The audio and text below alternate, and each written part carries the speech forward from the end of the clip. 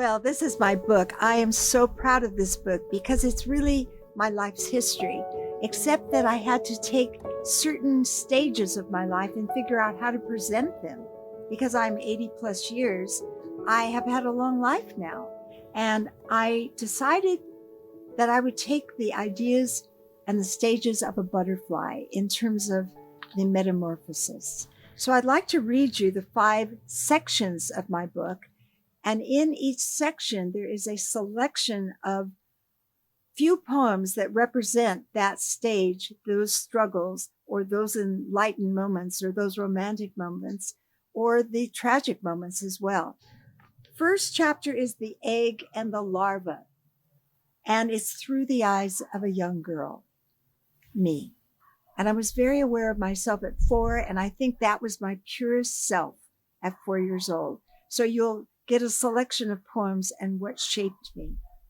And probably you'll recognize yourself as well. And then the second part is building a cocoon. A wiser young woman rebuilds.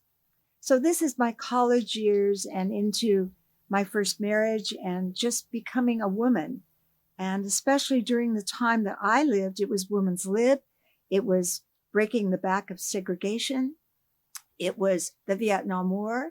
And so we were all thrown into great turmoil at this stage. We were grown with certain values, and then everything was turned upside down and backwards. And we challenged lots of things that we had taken as traditionally truth.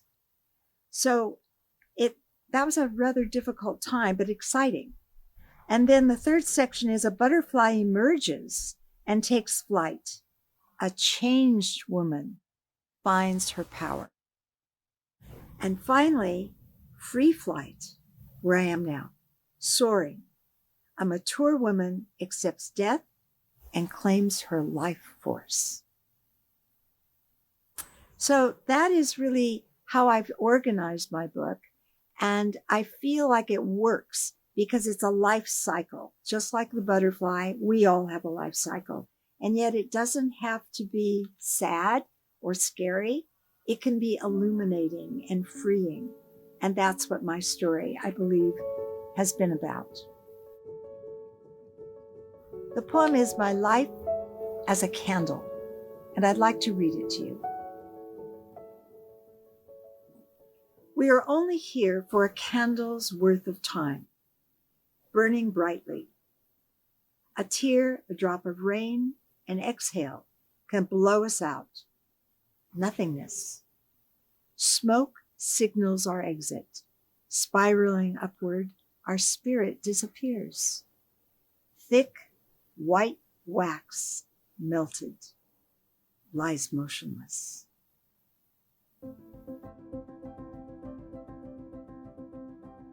When I was a child, I was enamored with trapeze artists. The circuses came to town once a year, and I just dreamt every time of being one of those artists that freely flew through space and yet was caught. And there was always a safety net underneath it all. So as I grew older, I began to ask my parents, would they construct a trapeze area for me so that I could practice and then run away and join the circus? So they built me a kind of gym set where I could hang on my knees and I could swing on rings and climb bars. But I never could, I just knew I wasn't good enough. And also it was a little scary when you got up in the air and hung upside down. But later in life, I realized as I was having first my own family, my birth family, and then building my own family, that relationships in families were quite complex and that they didn't always run as smoothly as we would have hoped. And so I started thinking, what would my ideal family be like and what would the characteristics be? And I came to the conclusion that the trapeze artists had it all right. So I'd like to share one of my favorite poems. Trapeze artists, defining trust, taking risks, knowing they will be caught. Swinging, flying, holding on, letting go. Secure, responsible, daring, free, within limits. flung through space, caught in flight midair, released from doubts, fear, distrust, resistance, bones lighter than air, trust stronger than steel. Timing is everything.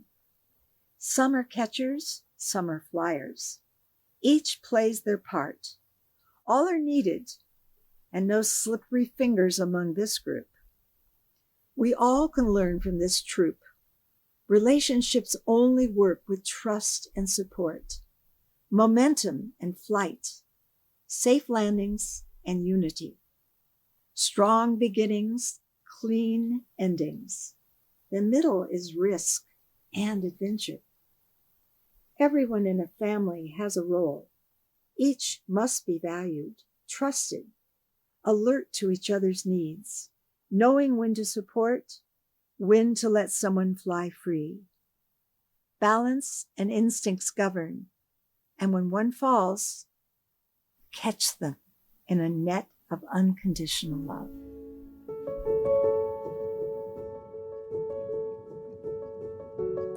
This book gets to the heart of who Susan is. It's her essence, and I don't think she keeps any secrets from us. We've been married for more than 40 years, and because of that, we've shared a lot of the same stories for more than 40 years. What is exciting to know is that Susan has turned out to be a wonderful storyteller. I knew pretty much what was going to be in Susan's book. I'd shared her life, half her life, in fact, already. One of the loveliest surprises is that you get to hear your true love telling you how much she loves you. I mean, you can't beat that. But what is even better is when she does that publicly, writing a book about it. And so our friends and our peers can share these intimate thoughts. It's very flattering, and I have to admit I was secretly felt very honored to be treated so kindly and generously. This is what she says. So, in this COVID-19 pandemic, sequestered at home with one person, I realized that he needs to be a gardener. Someone who brings the sun into my days, a smile, kind acts, and loving touch. A man who finds wonder in the natural world, who respects all the plants growing in his personal garden. A man who knows that we are unique seeds, planted, nourished, encouraged to bud, blossom, and eventually wither and die. My ideal partner in this precious yet isolating time is Paul Hugh Lawrence Tracy. My husband, gardener, and musician. He hears the songs of nature, realizes we are all part of the music. He loves and appreciates beauty. I'm so happy that I have this timeless opportunity to spend in awe and gratitude, being appreciated, cared for, and loved.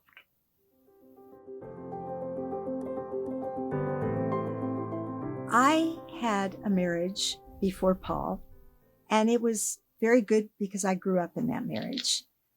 But then I was single for a while, about 7 years, and a single mother as well. And so I was really looking for a different kind of partner the second time around. And what I did was I built a lot of lists. I listed all the qualities and traits that I wanted in a partner. And then I thought, well, maybe I should list some of the traits I'm going to bring to the relationship as well. So I listed some of the traits I thought I could bring some value with. And then I thought, well, what if he likes me for the wrong reasons and I don't even care about those reasons? I want him to like me for these qualities. So I wanted him to like me for being independent. I wanted him to like me for being kind. I wanted him not to like me so much for being a good cook or making the bed neatly, but I wanted someone that liked me because I was a companion, someone that was interested in life and brought something to their life as well. So when I met him, and there's an interesting story very quickly, I actually saw him perform before I knew him. And I watched him. He was with his late wife, And she was also performing with him, and they were walking along a little path. And I said to a friend I was with, "Do you see that man down there? That's exactly the kind of man I want to marry someday." But never thinking it would be him. And 3 years later, that was the man that I met. Completely, seemingly chance. So what was it? What was it I observed? What was it that I liked about him? His kindness and his wicked sense of humor. He has a very unusual sense of humor, finding the lightness in every moment, bringing a smile to my face. And in fact, I think it was a challenge because I was not a very humorous person. And so when I asked him one day, "What have I most brought into your life?" he said, "You've made me more serious about life." I said, "Well, that's a good thing because you've lightened me up." And so we each brought that gift to the other. And so it's his kindness, but I would say the most important thing for me personally was that he accepted me completely for who I was. Things that others would criticize me for, especially at times my parents or my children or even my best friends, Paul would find them delightful. He liked them. Or if he didn't, he just didn't comment on them. And eventually I knew I needed to change just because he didn't comment on them. But it was the full acceptance of me for who I was without trying to change me. But more than anything, to just find a way of getting to know more about who I was. And so it's been that curiosity that we've kept alive and that support of each other, being independent as a married couple, but also being fully able to have that cooperative interdependence. That for me is what's made our marriage so special. Shift poetry is a form of poetry without rules. It allows you to tell your story in any way that you feel inclined to express yourself. It was created by two people, very good friends of mine now, Howard Kern and his partner, Barbara Ligeti. And through their workshops in how to use poetry as a form of self-investigation, I was able to find moments and memories throughout my life that had deeper significance once I examined them. So they give you prompts, and you can take anything from the prompt. You can go off in a totally different divergent direction from the actual significance of the center of the prompt. You can take a couple of words and use those. It's so freeing, but it has certain structure to it because there's a prompt and you have a certain amount of time to get your idea down, and then you share it, but with no judgment, no comments. And we're not about trying to write. We're about trying to find the seeds of possibilities within ourselves. We're trying to find the kind of potential within ourselves and see things perhaps with a new perspective, a new lens. And just having witnesses there in the workshops with you gives you a sense that this mattered.